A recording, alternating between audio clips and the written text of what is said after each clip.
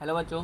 तो हम आज को हैं एक न्यू वीडियो लेकर आपके लिए जो ज़्यादा मोस्ट इम्पॉर्टेंट है, सांतत्य एंड अवकलनीयता। ठीक है, कंटिन्यूटी एंड डिफरेंशिएबिलिटी। ठीक है, अध्याय 5, क्लास 12। ठीक है, इस चैप्टर में से हमें मोस्ट क्वेश्चन निकाले हैं मैंने। ठीक है, क्लास 12 है। देखिए, इनमें से क्वेश्चन जो हैं उनको मैंने मोस्ट लिया है और मोस्ट इम्पॉर्टेंट क्वेश्चन ये पहला है। ये बहुत ज़्यादा मोस्ट इंपॉर्टेंट है, इसके आने के चांसेस बन जाते हैं। ठीक है, ऐसे रिलेटेड आ जाए वो आप कर सकते हो, लेकिन ऐसे चेंजेस क्वेश्चन आ सकते हैं, लेकिन आएंगे हमेशा। ठीक है, तो देखिए अवकलन में से हम क्वेश्चनों को सॉल्व करेंगे जो मोस्ट मैंने आपके लिए उठाए हैं, बोर्ड से रिलेटेड है। ठीक है, वाई बराबर होता है कॉस इनवर्स 2x कोष्टक में 1 प्लस के एक्स स्क्वायर। ठीक है, तो हमें इसे सॉल्व करना है।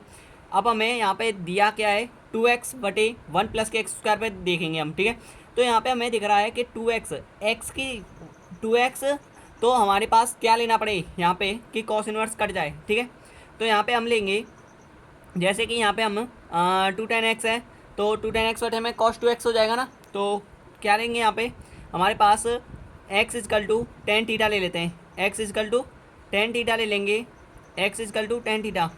सपोज करो यहाँ पे आपके पास x is equal to tan theta कैसे लिया, क्योंकि सूत्र बनना है, आपने पढ़ा होगा 2 tan x बटे में 1 प्लस के टेन स्क्वायर थीटा।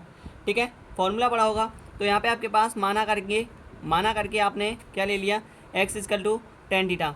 अब इसे दोहराएंगे तो ये आपके पास बन जाएगा, थीटा को निकालेंगे तो theta is equal to tan inverse x. ठीक है, ये बन गया। अब इसके बाद y इजकल टू आपके पास क्या आएगा, आगे इस x की जगह पर टेन थीटा रखेंगे तो कॉस इनवर्स कोष्टक में 2 tan थीटा बटे 1 प्लस के टेन स्क्वायर थीटा। ओके बच्चों, आगे देखिए, अब यहाँ से आगे हमें मूव करना है कि y is equal to cos inverse.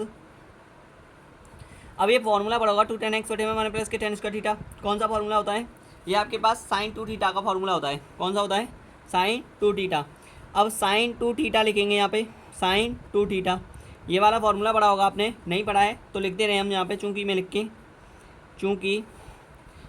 लिख दे रहा हूँ आपके लिए बच्चों, ध्यान से देख लेना। ठीक है, साइन 2 थीटा है तो साइन 2x इजकल हो जाएगा 2 tan x, sign 2x is equal हो जाएगा 2 tan x बटे में 1 प्लस के टेन स्क्वायर थीटा। x है ये। ठीक है, ये वाला फॉर्मूला आपने पढ़ा होगा, x है ये टर्म। ठीक है बच्चों, ध्यान देना, ये x है, x। ठीक है, थीटा की जगह पे x है। ठीक है, देख लेना ध्यान से। ठीक है, आगे देखते हैं, और थोड़ा जूम कर दे रहा हूँ मैं आपके लिए। ठीक है, ये आपसे दिखाई नहीं दे रहा होगा थोड़ा बहुत। ठीक है, क्योंकि अभी जूम कर देते हैं हम इसको।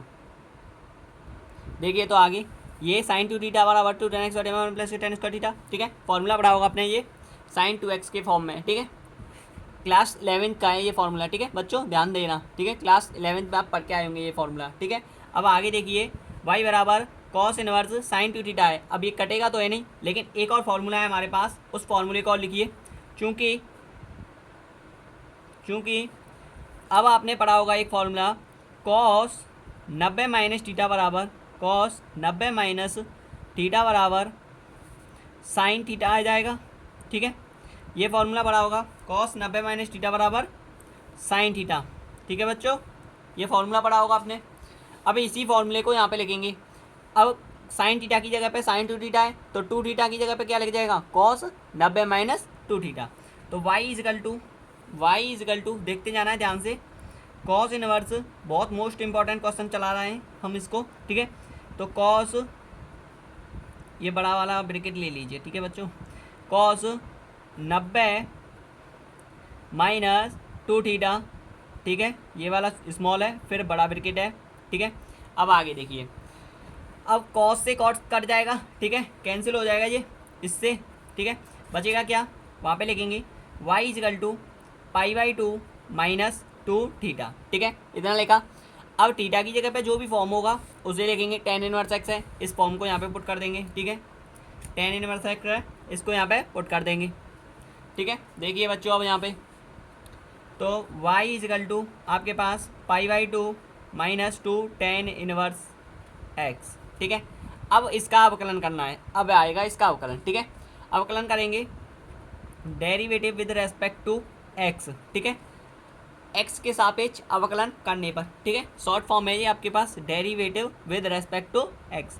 ठीक है, ध्यान रखना। अभी इसके बाद आएगा D Y over D X. अब अवकलन कर रहे हैं हम इसको। पाई बाई टू का जो अवकलन आएगा वो कितना हो जाएगा, कांस्टेंट है, कांस्टेंट का क्या होता है, जीरो हो जाएगा। ठीक है, माइनस माइनस का माइनस ही रहेगा और इसका तो जीरो हो जाएगा, आपको बता दे रहा हूँ एक बार। ठीक है, कांस्टेंट का जीरो हो जाता है। टू बाहर आ जाएगा। टेन इनवर्स एक्स का अवकलन क्या होता है, टेन इनवर्स एक्स का अवकलन कोष्टक में रखेंगे। ठीक है, तो क्या हो जाएगा इसका टेन इनवर्स एक्स का, वन अपॉन वन प्लस के एक्स स्क्वायर, या आप बोल सकते हो जैसे भी बोलते हो आप, जैसे भी। ठीक है, तो इसका अवकलन हो जाएगा वन अपॉन वन प्लस के एक्स स्क्वायर। ठीक है, तो d Y over D x मैं डायरेक्ट फॉर्म में कर दिया है ये अवकलन। आप इतना तो सीख के आए होंगे, मैं आपको खाली मोस्ट इंपॉर्टेंट क्वेश्चन कराता हूँ। ठीक है बच्चों, इतना तो आप जानते हैं कि मैं आपको खाली इनको टिप्स एंड ट्रिक्स के अकॉर्डिंग जो शॉर्ट फॉर्म है उसको बताता हूँ। ठीक है, ध्यान देना इसको। -2 बट्टे में वन प्लस के एक्स स्क्वायर। ठीक है, ये आपके पास इसका अवकलन हो गया। ठीक है, ये आंसर है आपका। ठीक है, एंड वेरी वेल। ठीक है, आगे देखते हैं सेकंड फॉर्म।